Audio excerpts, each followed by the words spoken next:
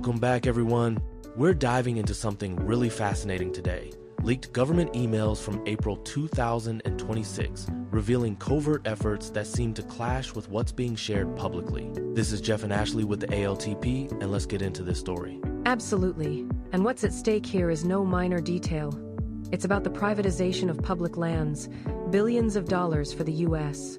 Treasury, and whether the Interior Department is being, let's say, economical with the truth about their agenda. These emails, first reported a few months back, show the Interior Department secretly coordinating messaging with Senator Mike Lee to promote privatization ideas. The twist?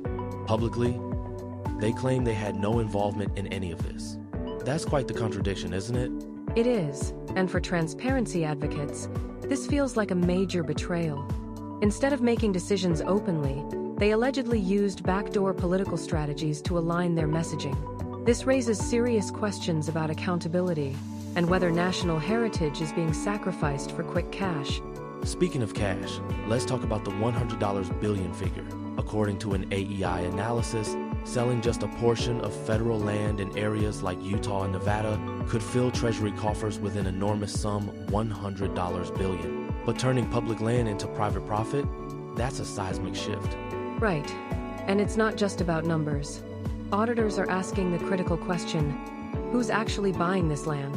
Is it the working-class families who need affordable housing, or are developers and foreign investment firms taking advantage of cheap land sales? That's where the housing excuse comes in. Federal officials argue these land policies are aimed at affordable housing, but critics aren't buying it. They're pointing out that housing hasn't been the real end game in many cases, and the lack of transparency about buyers strengthens that skepticism. Exactly. If affordable housing is the goal, why not implement stricter regulations to ensure the land goes to people who need it most? Instead, we're seeing loopholes that attract market-driven forces, essentially prioritizing profits over public needs. One of the bold legislative tools being used here is the Congressional Review Act, or CRA. It's a fairly obscure piece of legislation, but immensely powerful in dismantling long-standing policies. By invoking the CRA, Congress has been able to nullify environmental protections and land use plans in just days. That's astonishing. It is. And many local stakeholders, tribes, ranchers, sportsmen, are alarmed by the CRA's weaponization. These groups often have the deepest connections to the land, yet their input isn't just being overlooked, it's being actively wiped out to expedite land disposal. What makes all of this more provocative is the timing. Critics label this a partisan smash and grab, hinting at a larger agenda to balance the federal budget by selling off national parks and heritage sites. They say it's less about housing for Americans and more about fiscal desperation. And let's not forget, this land isn't just dirt and rocks. We're talking about lands that hold cultural significance, habitats crucial for biodiversity, and recreational spaces that have defined generations of Americans. It's not just about dollars, it's about values, history, and ethics. Here's the big picture challenge, though. If Congress continues fast-tracking these changes, are we essentially paving the way for irreversible damage? Can we even attach a dollar value to something as irreplaceable as the Grand Canyon or Yellowstone? That's the crux, isn't it? Once privatization happens, regaining public control over these lands will be nearly impossible. These lands are supposed to be our collective legacy, not commodities on a ledger.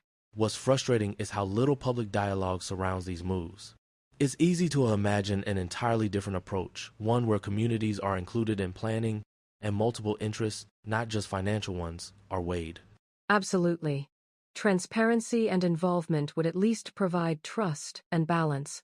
Instead, we're seeing decisions that seem rushed, secretive, and aimed at benefiting very narrow interests. At the end of the day, this entire saga boils down to one question.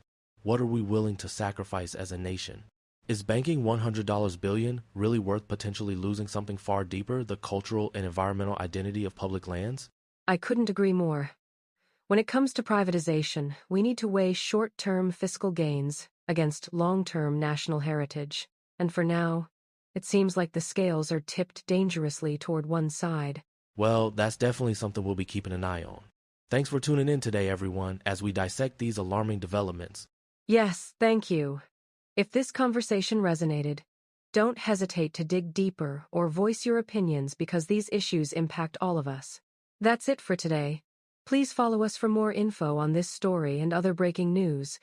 Facebook.com at the ALTP, X at the _ALTP with 2 E's, and Instagram at the _ALTP. The American Liberty and Transparency Project. God's truth. Our liberty. Our republic. Thanks for listening.